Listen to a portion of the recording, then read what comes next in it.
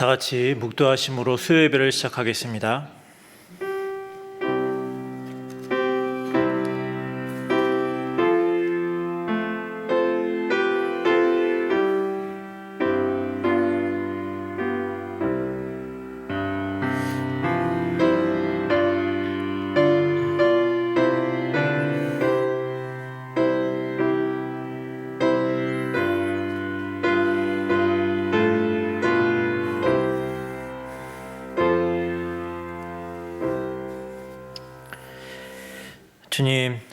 주님을 정말 잘 섬기며 주님을 따라 올바른 믿음 생활, 신앙 생활 하기를 원합니다. 날마다 주님을 정말 잘 따라가고 싶습니다. 그런데 가끔 연약한 저의 마음이 여러 가지 시험과 욕심에 너무나 쉽게 넘어지는 제 모습에 낙심이 되곤 합니다. 주님, 이 시간 우리가 모여 주님께 드린 예배 가운데 오셔서 낙심된 우리의 심령을 회복시켜 주시고 주님의 뜻을 깨닫고 주님의 크신 사랑을 마음에 가득 담아 다시금 주가 주시는 능력으로 일어나 나아가게 하여 주시옵소서. 우리 각자에게 맡겨주신 가정과 우리의 모든 생활 속에 더욱 주님을 모시고 주님과 함께 나아가기를 원합니다. 이곳에 오셔서 이곳에 앉으셔서 우리와 함께 하여 주시옵소서. 예수님의 이름으로 기도드립니다. 아멘. 우리 찬송가 342장, 새 찬송가 543장 함께 찬양하시겠습니다.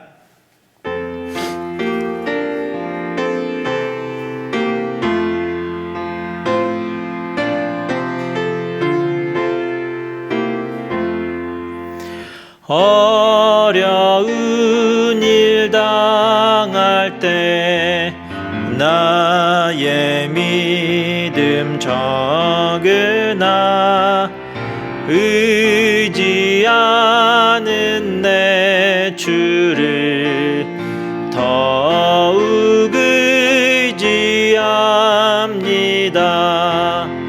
세월 지나갈수록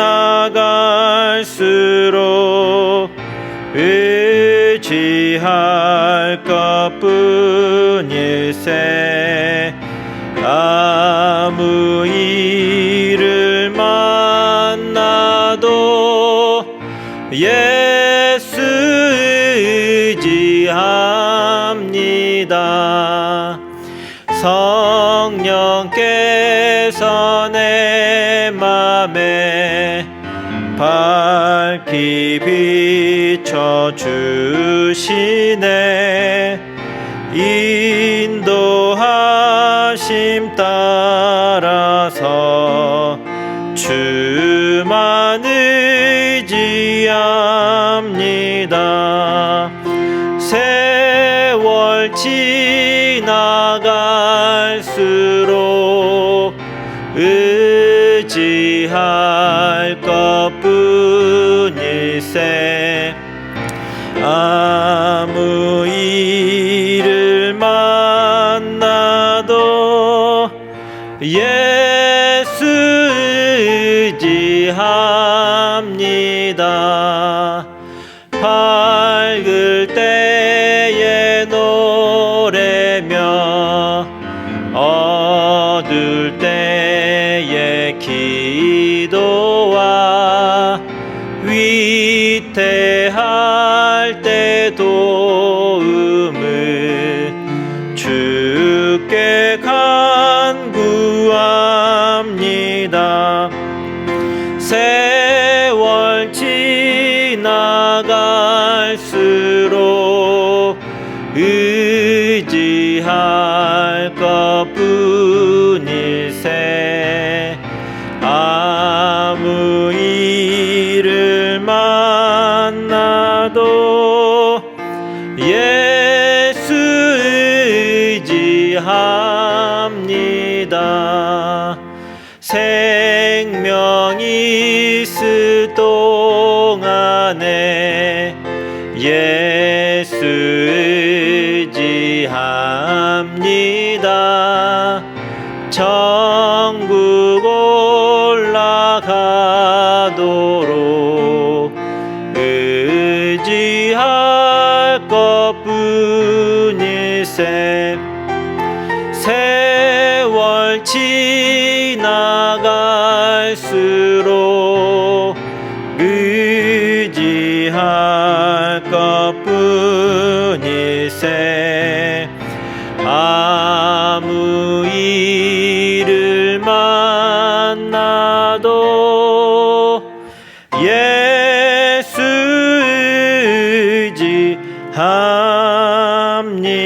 의지합니다. 아멘. 이 시간은 우리 강금순 권사님께서 기도해 주시겠습니다. 같이 기도하시겠습니다.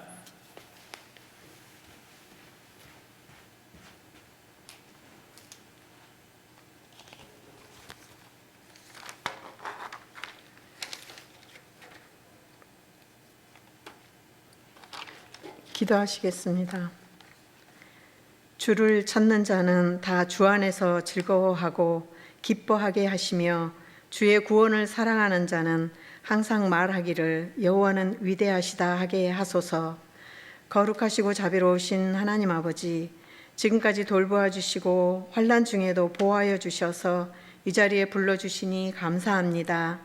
주님의 은혜로 살면서도 온전히 감사하지 못하고 채워지지 않는 욕심과 남의 허물만 보고 정죄하며 살았던 우리의 죄악된 모습들을 용서하여 주시옵소서. 하나님 아버지, 우크라이나를 불쌍히 여겨 주시옵소서.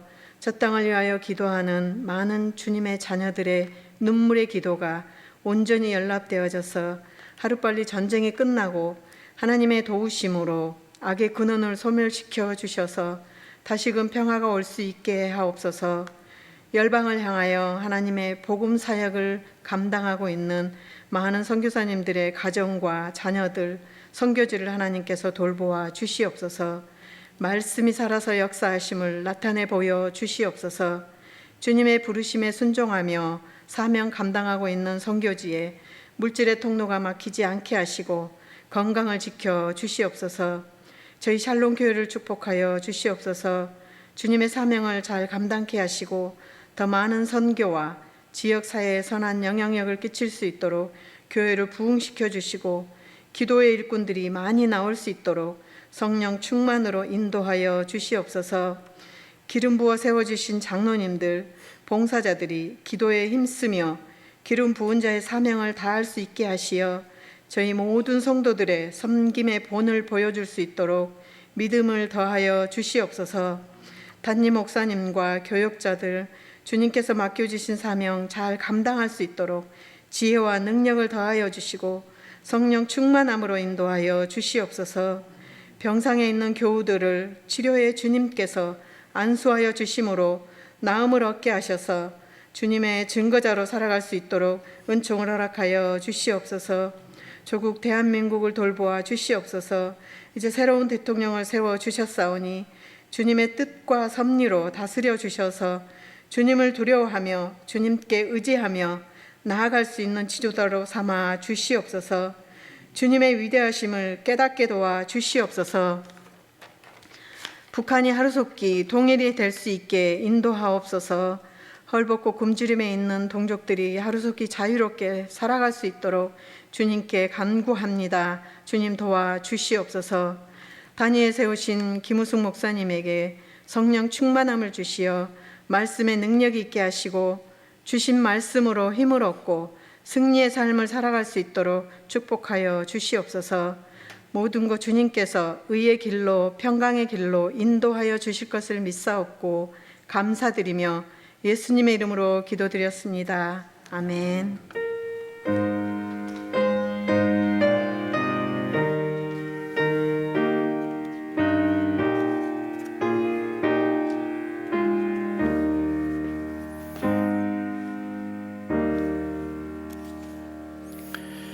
찬송가 344장, 새 찬송가 545장 함께 찬양하시겠습니다.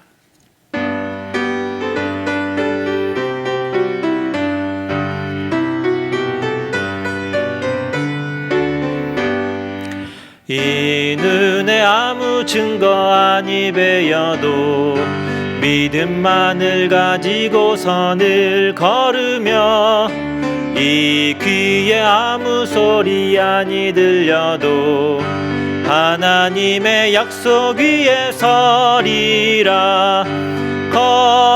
걸어가세 믿음 위에 서서 나가세 나가세 의심 버리고 걸어가세 믿음 위에 서서 눈과 귀에 아무 증거 없어도 이들의 보기에는 어떠하든지 이미 얻은 증거대로 늘 믿으며 이 맘에 의심 없이 살아갈 때에 우리 소원 주 안에서 이루리. 걸어가세 믿음 위에 서서 나가세 나가세 의심 버리고 걸어가세 믿음 위에 서서 눈과 귀에 아무 증거 없어도 당신의 거룩함을 두고 맹세한 주 하나님 아버지는 참 미쁘다. 그 귀한 모든 약속 믿는 자에게 능치 못할 무슨 일이 있을까. 걸어가세 믿음 위에 서서 나가세 나가세 의심 버리고 걸어가세 믿음 위에 서서 눈과 귀에 아무 증거 없어도. 아멘. 우리 함께 나눌 하나님의 말씀은 로마서 4장 17절에서 25절의 말씀입니다. 신약성경 244면 로마서 4장 17절에서 25절의 말씀입니다. 로마서 4장 17절에서 25절의 말씀 함께 교독하겠습니다. 제가 먼저 읽겠습니다. 기록된 바 내가 너를 많은 민족의 조상으로 세웠다 하심과 같으니 그의 믿은 바 하나님은 죽은 자를 살리며 없는 것을 있는 것 같이 부르시는 이시니라. 아브라함이 바랄 수 없는 중에 바라고 믿었으니 이는 내 후손이 이같으리라 하신 말씀대로 많은 민족의 조상이 되게 하려 하심을 인함이라. 그가 백세나 되어 자기 몸에 죽은 것 같음과 사라의 태에 죽은 것 같음을 알고도 믿음이 약해지지 아니하고 믿음이 없어 하나님의 약속을 의심치 않고 믿음에 견고하여져서 하나님께 영광을 돌리며 약속하신 것을 또한 능히 이루실 줄을 확신하였으니 그러므로 이것을 저에게 의로 여기셨느니라. 저에게 의로 여기셨다 기록된 것은 아브라함만 위한 것이 아니요 의로 여기심을 받을 우리도 위함이니 곧 예수 우리 주를 죽은 자 가운데서 살리신 이를 믿는 자니라. 예수는 우리 범죄함을 위하여 내어줌이 되고 또한 우리를 의롭다 하심을 위하여 살아나셨느니라. 아멘. 샬롬. 수요예배에 나오신 여러분을 주님의 이름으로 축복합니다. 우리 옆에 있는 분들과 샬롬을 함께 얼굴 보시면서 인사 나누시겠습니다. 샬롬. 샬롬. 샬롬.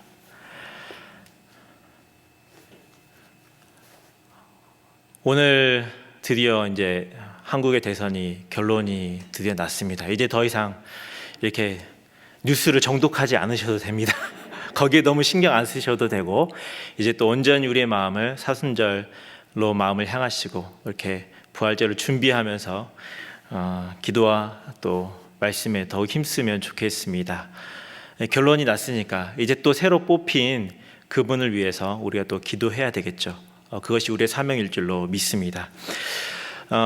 정말 계속 세계적으로도 그렇고 경제적으로도 그렇고 굉장히 여러 가지 복잡다단한 소식들이 계속적으로 들려오고 그렇게 이렇게 뉴스만 봐도 정말 분주하죠. 정신이 없을 정도로.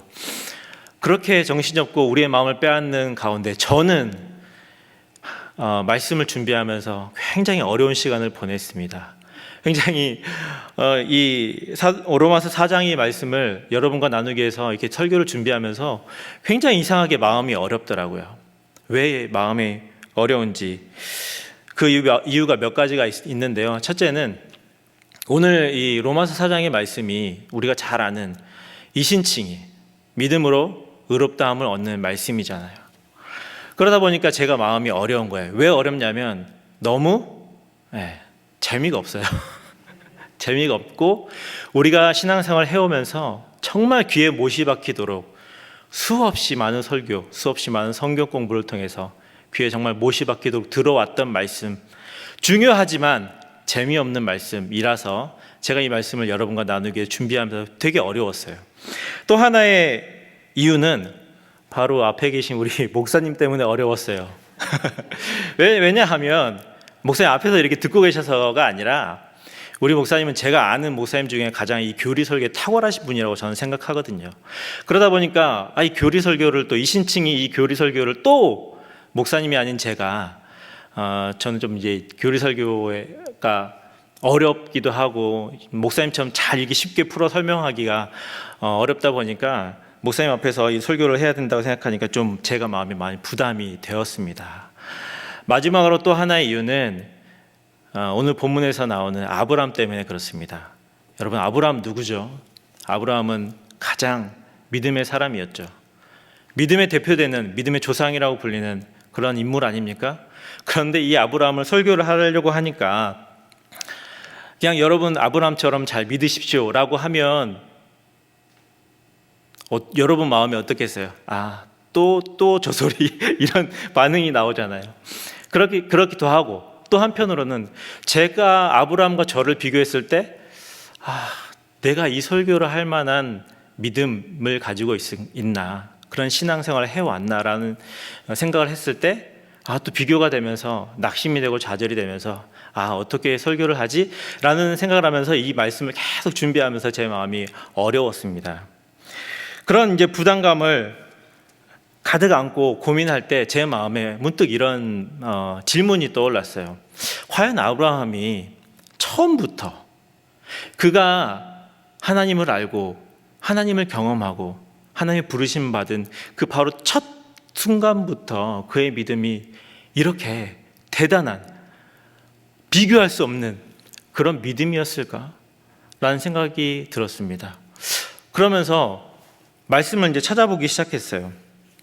창세기부터 아브라함을 소개하고 아브라함의 믿음에 대해서 얘기하는 모든 말씀들을 한번 쭉 찾아보았습니다. 그랬더니 정말 다행히도 아브라함이 처음부터 그런 믿음의 사람으로 신앙생활을 시작했던 것은 아니라는 결론을 얻었어요. 그런 사실을 딱 깨닫고 나니까 약간의 이제 희망이 조금 제 안에 보이고 약간의 부담감이 싹 사라지는 것을 느꼈습니다. 여러분, 아브라함이 하란을 떠나서 가나안으로 갔을 때 그의 믿음이 어떠했을까요? 우리는 하란을 떠났던 아브라함을 생각하면서 어떻게 고향 땅을 저렇게 쉽게 떠날 수 있지, 대단하다라고 생각할 수 있지만 사실상 그의 믿음, 그의 신앙은 그렇게 우리가 생각하는 만큼 대단한 그런 믿음은 아닌 걸로 보입니다. 왜냐하면 그가 하였던 행동들을 보면 금방 알 수가 있죠. 하란을 떠난 그가 어떻게 이동을 하냐면 계속 남쪽으로 내려갑니다. 남쪽으로 내려가서 결국에는 남쪽에 있다가 그 남쪽에 더 남쪽으로 내려가서 가나안 지역을 벗어나 애굽으로 내려가는 것을 볼 수가 있죠.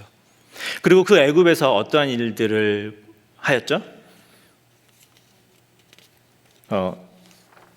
아브라함이 그 말씀을 보면 땅에 기근이 들었다고 했습니다. 그러니까 땅에 기근이 들어서 좋은 핑계잖아요. 어쩔 수 없이 그 가나안을 떠나서 애굽으로 가게 되는데 이때 아주 정말 지혜롭고 비겁하게 아내 사라를 여동생이라고 속여서 자신의 목숨을 건지죠.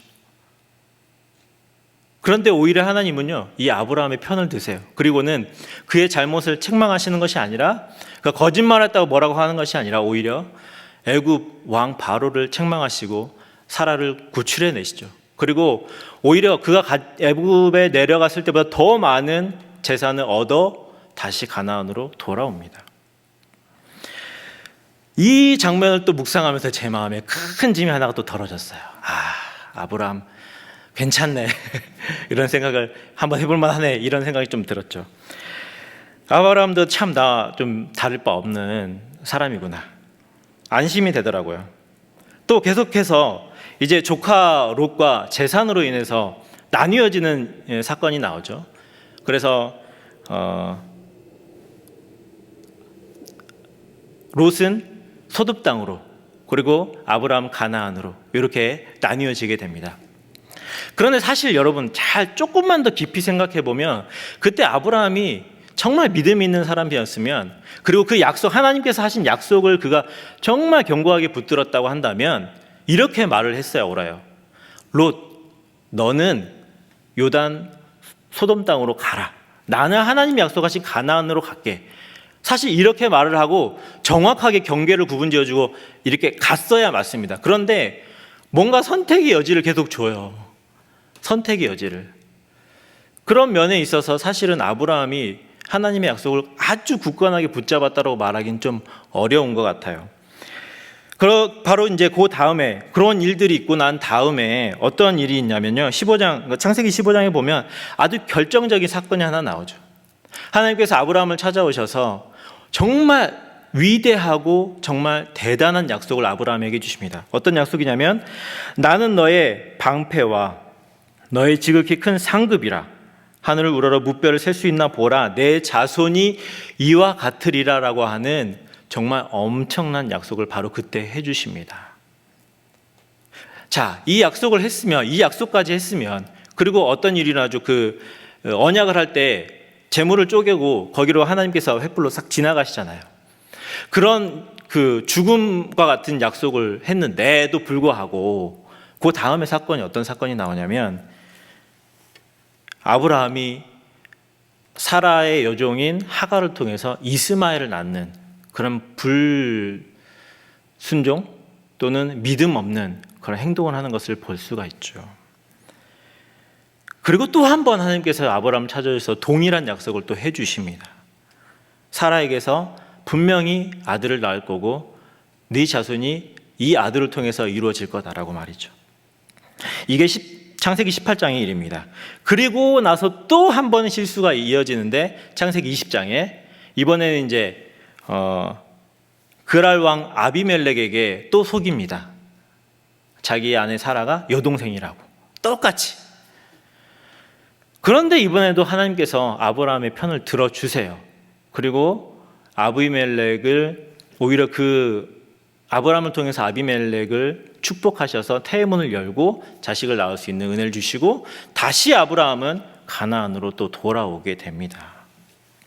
그리고 마지막으로 창세기 21장에 이제 이르러서야 비로소 이제 약속받은 그 이삭을 낳는 그 장면이 나오게 되는 것을 볼 수가 있습니다.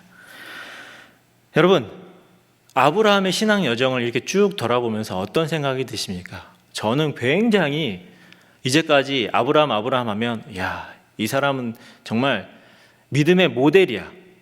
우리가 어떤 느낌이었냐면, 닿을 수 없는, 범접할 수 없는 그런 인물이라고 생각했는데, 실제로 저희가 쭉 이렇게 보면서 보니까 그가 얼마나 실수 많고 연약하고 믿음이 약해서 자주 흔들리는 그런 사람이었는지를 우리가 너무나 잘 알게 됩니다. 사실 아브라함의 이런 실수와 믿음 없는 그런 행동에도 불구하고 그가 계속적으로 하나님께서 그를 계속 붙잡아 주세요. 계속 잡아주시고 그 실수를 덮어주시고 계속 그에게 믿음이 자라나도록 여러 가지 환경과 여건들 계속적으로 제공하셔서 결국에는 그가 믿음이 견고하여지는 것을 볼 수가 있죠. 그리고 그 믿음의 보석과 같은 사건이 일어나는 것이 바로 독자 이삭을 하나님께 내어드리는 바로 그 장면까지, 그 믿음까지 나아가는 것을 보게 됩니다. 여러분, 이러한 아브라함의 믿음이 과연 그가 믿음이 정말 내가 믿음이 더 견고해져야겠다, 하나님 더 잘 믿어야 되겠다, 막 그렇게 애써서 된 것입니까? 잘 한번 생각해 보십시오. 그가 믿음을 갖고자 막 애써서 그의 믿음이 견고해진 것이 아니라 사실상 하나님께서 그의 믿음을 견고하게 끌어주셨다라고 하는 것이 더 올바른 표현입니다. 그의 약한 믿음을 계속적으로 용납해 주시면서 다시 그를 불러주시고 믿음의 자리로 계속적으로 이끄셔서 결국에는 그가 자신의 아들을 하나님께 드리는 지경에까지 나아가도록 그렇게 믿음을 붙잡아 주셨던 것을 알게 되죠. 그래서 사도 바울이 정말 입이 마르도록 칭찬하고 지켜올린 이 아브라함의 믿음이 오늘 본문 17장에 보면 정확하게 그 이유를 알 수가 있습니다. 우리 17절을 한번 같이 한번 읽어보겠습니다. 시작.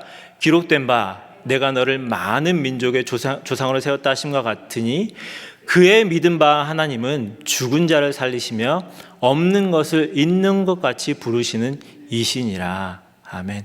자, 이 믿음, 그의 믿은 바 하나님, 그의 믿은 바 하나님이라는 이 표현 속에서 우리가 분명히 알 수 있는 것은 그가 가진 믿음의 가장 본질은 하나님이셨다는 거예요. 하나님이 그의 믿음의 근본이 되어 주셨고 그의 믿음의 결정체가 되어 주셔서 그의 믿음을 이끌어 가시고 그 믿음을 견고하게 세우도록 하나님께서 일하셨다는 것이죠. 아브라함은 하나님을 믿기 위해서 애를 쓰고 거기에 온 마음을 집중시켜서 버둥거리면서 믿은 게 아닙니다. 그게 그의 믿음의 근거가 되지 않습니다. 오히려 하나님 편에서 아브라함에게 하나님이 어떤 분이신지를 믿게 만들려고 많은 애를 쓰신 흔적이 성경의 곳곳에서 보여져요. 그러므로 믿음의 근거는 내가 아닌 하나님이신 것을 깨닫게 됩니다. 이것이 저를 안심하게 만들었어요. 제가 한 번은 어떤 연세가 정말 지극하신 성도님을 만나서 성도님 그 고민을 한번 들은 적이 있었어요. 어떤 고민이냐면 내가 만약에 좀 더 나이가 들어서 치매가 걸려서 정말 혹시라도 그 치매 때문에 하나님을 부인하게 되면 어떻게 되나요? 이런 생각을 하시더라고요. 여러분, 정말 그런 일이 일어나게 되면 어떻게 될까요? 하나님이 그 치매 걸린 그분을 너는 믿음이 없네, 너는 내 아들이 아니야 라고 이렇게 내 딸이 아니라 버리실까요? 저는 그렇지 않다라고 생각합니다. 하나님께서 한번 우리를 자녀 삼으셨을 때에는 정말 어떠한 경우에라도 우리를 버리지 않고 떠나지 않으십니다. 우리가 하나님을 그렇게 배반하는 때조차도 말이죠. 히브리서 13장 5절에 이렇게 나옵니다. 돈을 사랑치 말고 있는 바를 족한 줄로 알라. 그가 친히 말씀하시기를 내가 과연 너희를 버리지 아니하고 과연 너희를 떠나지 아니하리라 하셨느니라. 여러분, 이 말씀에 분명히 나와 있지 않습니까?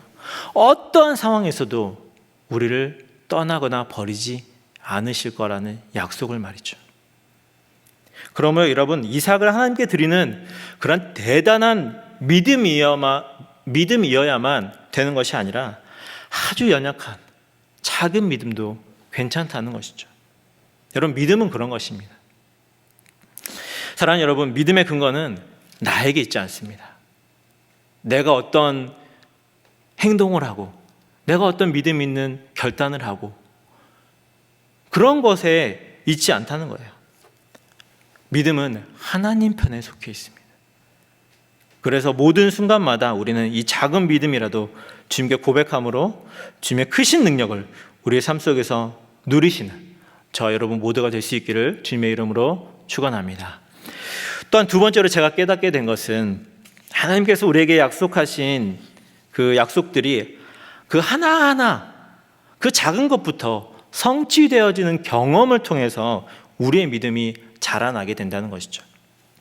아브라함이 75세 때 하나님의 부르심을 받고 하란을 떠나서 가나안과 그 애굽을 떠돌면서도 하나님께서 하신 크고 작은 그 약속이 하나하나 성취되고 하나님이 나의 기도를 들으시고 나를 보호하시고 사랑하신다는 사실, 나의 실수조차도 그분이 사용하신다는 사실을 계속 경험하면서 그 믿음이 점점 자라나게 되었던 것이죠. 그리고 점점 더 확신하게 됩니다. 하나님은 내가 더 의지하고 믿을 분, 신뢰할 분임을 계속적으로 확인하면서 그의 믿음이 굳건하게 자라나게 된 것입니다. 여러분, 그러니까 우리도 마찬가지라는 것이죠. 우리도 이제까지 하나님을 경험해온 그 경험들이 점점점 쌓이고, 우리가 작은 믿음의 고백, 또 우리의 작은 기도의 응답을 통해서 하나님을 계속 경험해 오면서 우리의 믿음이 계속 자라오지 않았습니까? 여러분의 믿음의 초보의 때 모습과 지금 수많은 시간들을 통해서 지나온 지금의 모습, 그 하나님에 대한 지식과 경험을 통해서 여러분 믿음이 얼마나 견고하게 자랐는지 여러분 스스로가 너무나 잘 아실 줄로 믿습니다. 그러므로 여러분, 하나님을 경험하는 것 없이 이 믿음이 자라나지 않습니다. 하나님이 계속적으로 경험해야 돼요. 그렇기 때문에 사실 이것을 다른 말로 하면 우리가 우리를 계속 그 믿음의 자리에 밀어내고 고난과 어려움 가운데 우리를 노출시켜야 된다는 것이죠. 그래서 인생의 고난이라는 큰 삶을 넘어가면서 하나님을 경험하는 그 일이 있어야만 믿음이 자라나게 되는 것이죠. 한 번은 제 아들이 이런 질문을 했어요. 제가 이제 아들아, 너는 더 나보다 커지고 더 키도 크고 더 믿음도 좋고 더 훌륭한 사람이 될 거야. 그렇게 돼야 돼. 라고 이렇게 얘기를 했는데 내가 왜 그렇게 자라야 되냐고 뜬금없이 저한테 질문을 하는 거예요. 내가 왜 그렇게 크고 커야 되는데 나는 그냥 지금이 좋아. 지금 아빠한테 엄마한테 사랑받고 사람들한테 사랑받는 게 너무 좋아. 난 이렇게 살고 싶어. 라는 얘기를 하는데 갑자기 제 마음에 그런 생각이 들었어요. 우리도 우리의 믿음 생활도 혹시 이렇지 않나?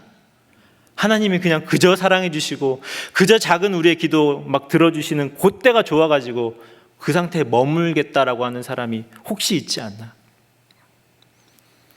여러분, 믿음은 자라나야 되는 것입니다. 그냥 단적으로 생각해 보십시오. 자라나지 않는 아이를 바라보는 부모의 마음이 어떻겠습니까? 새까맣게 타들어가죠.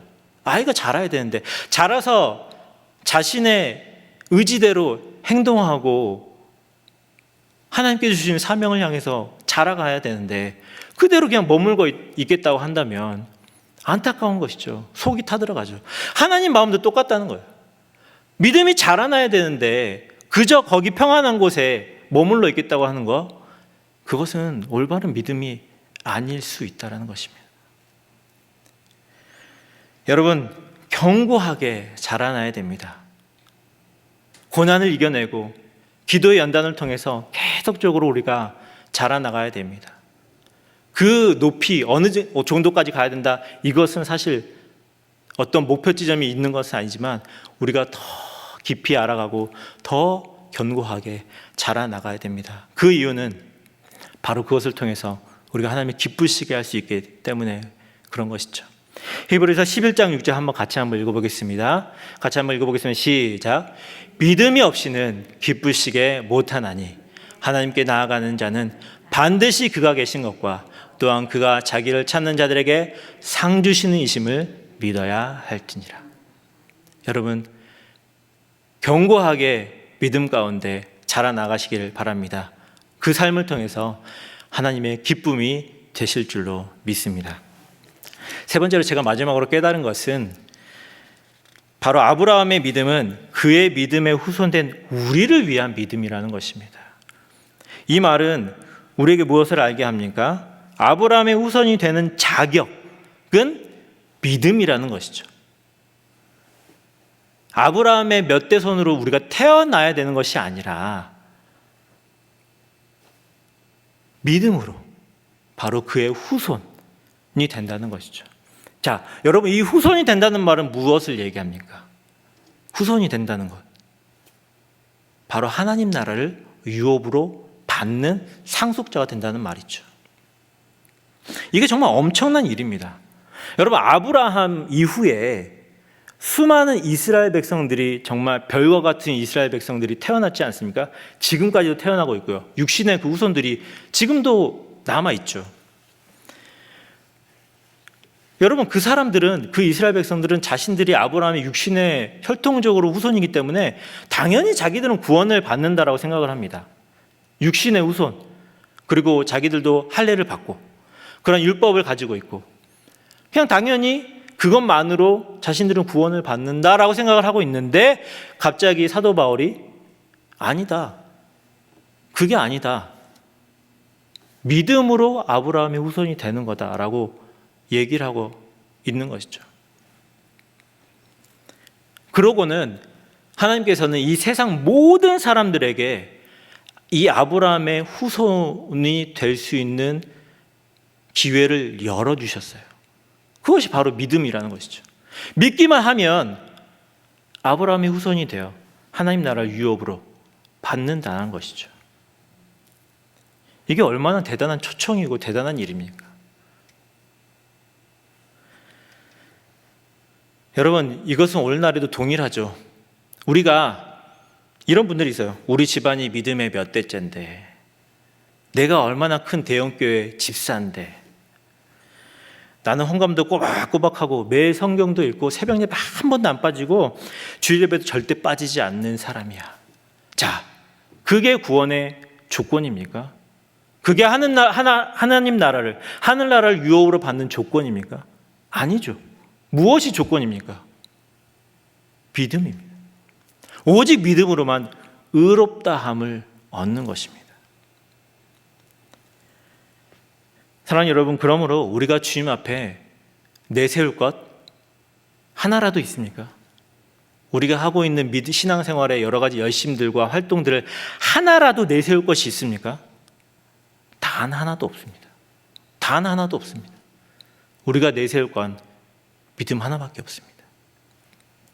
그러므로 여러분, 오직 믿음, 그 믿음만이 나를 구원한다는 사실을 다시 한번 또 기억하시면서 감사함으로 그 사실을 누리고 기뻐할 수 있는 저와 여러분 되시기를 주님의 이름으로 축복합니다. 말씀을 맺습니다. 제가 오늘 설교를 시작하면서 제가 이 말씀을 준비하면서 가진 부담감에 대해서 얘기를 좀 했었는데요. 특별히 아브라함이라는 이 믿음의 사람을 설교하는 것이 설교자로서 굉장히 부담스럽다고 말씀을 드렸어요. 그런데 여러분, 사실상 우리가 성경에서 소개하는 수많은 믿음의 그 사람들은요, 정말로 우리와 똑같은 참 연약하고 문제투성이인 사람들입니다. 그런데 하나님은 그런 사람들을 불러서 믿음의 사람으로 성경 속에 수많은 역사들을 일으켜 내셨습니다. 이것은 무엇을 말할까요? 저와 여러분도 마찬가지라는 겁니다. 우리가 할 일은 그저 하나님을 믿음으로 바라보는 것입니다. 그 믿음의 크기와 상관없이 나의 최선을 주님께 고백하면서 주님, 저는 이만큼 할 수 있습니다. 이렇게 내가 살겠습니다라고 고백하면서 나아가는 것 뿐입니다. 바로 그렇게 할 때 주님의 역사, 주님의 능력이 우리에게 이루어지는 것을 믿으며 아브라함과 같은 믿음이 아닌 나의 믿음을 자라나게 하시고 또 기다려주시고 늘 우리 편이 되어주시는 주님을 의지하는 저와 여러분 모두가 될 수 있기를 주님의 이름으로 축원합니다. 같이 기도하시겠습니다. 주님, 너무나 감사합니다. 자주 믿음 없음을 탓하며 넘어지고 쓰러진 우리를 항상 다시 일어나도록 도우시고 기다려주시는 주님으로 인해서 너무나 감사합니다. 주님, 우리의 작은 믿음일지라도 주님께 온전히 올려드리며 주님을 사모할 때 우리의 믿음을 자라게 하시고 성장케 하시는 주님을 오늘도 의지합니다. 오직 주님께 우리의 모든 것을 맡겨드리며 우리를 주 안에서 날마다 자라나서 언젠가 큰 나무로 정말 많은 이들이 와서 쉬는 그늘이 될 수 있도록 우리 모두가 되기를 간절히 소망합니다. 예수님의 이름으로 기도드렸습니다. 아멘. 광고 한 가지만, 교회 소식 한 가지만 전해드립니다. 사순절 특별 새벽 기도회가 계속적으로 진행되고 있습니다. 건강이 또 상황이 허락되시는 분들은 같이 이렇게 본당에 나오셔서 같이 예배로 하나님께 더 나아가실 수 있기를 바라고 같이 소원합니다. 마지막으로 우리 찬송가 397장 다 같이 일어나셔서 397장 함께 찬양하고 주기도문으로 수요예배를 마치겠습니다.